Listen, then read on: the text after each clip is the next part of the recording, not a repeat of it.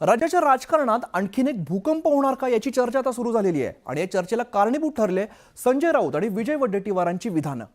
आगामी काळात शिंदेंच्या शिवसेनेत नवा उदय होणार असल्याची शक्यता या दोघांनी वर्तवल्यामुळे राजकीय शक्यतांचा बाजार आता गरम झालेला आहे। शिवसेनेत आणखी एक फूट पडणार। संजय राऊतांच्या दाव्यानं मोठी खळबळ। जेव्हा एकनाथ शिंदे रुसले होते सरकार स्थापन करताना मुख्यमंत्री पदासाठी, तेव्हाचा उदय होणार होता। काही उदय दोनही डग्यावर हात मारू नये आणि बरोबर संबंध इतके सुंदर करून ठेवलेले आहे ते उदयासाठीच आहे। उद्या जर अजून काही चांगली ऑफर असेल तर ते शिंदे गटातनं फार चटकन फारकत घेऊन भाजपाशी सुद्धा घरोबा करू शकतात।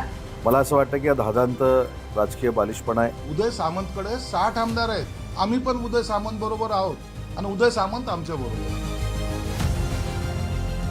महायुतीत पालकमंत्री पदावरनं नाराजीचा सूर उमटत असतानाच आता संजय राऊतांच्या दाव्यानं मोठी खळबळ माजवली आहे। राऊतांनी शिंदे गटातल्या फुटीचं सुतोवाच केलंय। शिंदेंच्या सततच्या रुसव्या फुगव्यामुळे लवकरच शिंदेंच्या शिवसेनेत नवा उदय होणार असल्याचं म्हणत राऊतांनी वेगळ्या चर्चांना तोंड फोडलंय। उदय सामंत ह्यांच्याबरोबर माझ्या माहितीप्रमाणे 20 आमदार आहेत। 20 ही माझी माहिती आहे। 20 आमदार आहेत। जेव्हा एकनाथ शिंदे रुसले होते सरकार स्थापन करताना मुख्यमंत्री पदासाठी, तेव्हाचा उदय होणार होता। तेव्हाच हा उदय करण्याचं निश्चित झालं होतं, पण एकनाथ शिंदे सावध झाले आणि झाकली मूठ 1.25 लाखाची ठेवली।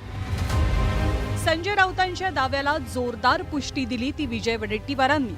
लवकरच शिवसेनेचा तिसरा उदय होईल असं म्हणत उदय सामंतांनी भाजपसोबत जपलेल्या मधुर संबंधांनाही त्यांनी अधोरेखित केलं। मला वाटतं की उद्याचा शिवसेनेचा नवा उदय तिसरा तो तुम्हाला दिसेल, ही शक्यता सुद्धा नाकारता येत नाही। कारण काही उदय दोनही डग्यावर हात मारू नये आणि बरोबर संबंध इतके सुंदर करून ठेवलेले आहे ते उदयासाठीच आहे। तर संजय राऊत आणि विजय वडेट्टीवारांसोबत या राजकीय भविष्यवाणी सक्रिय सहभाग घेतला तो सुषमा अंधारेंनी। विजय वडेट्टीवारांचं आजचं विधान म्हणजे नव्या समीकरणांची नांदी असू शकते अशी शक्यता सुषमा अंधारेंनी व्यक्त केली आहे।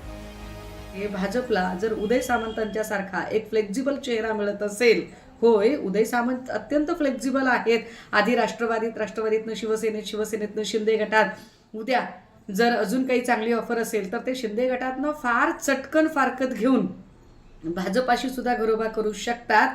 त्यामुळे अशा फ्लेक्झिबल चेहऱ्याला घेऊन भाजपा निश्चितपणे एका नव्या समीकरणाचा उदय घडवून आणू शकते। तर दाओसला गेलेल्या उद्योगमंत्री उदय सामंतांनी या सगळ्या टीकांना चोख उत्तर दिलंय।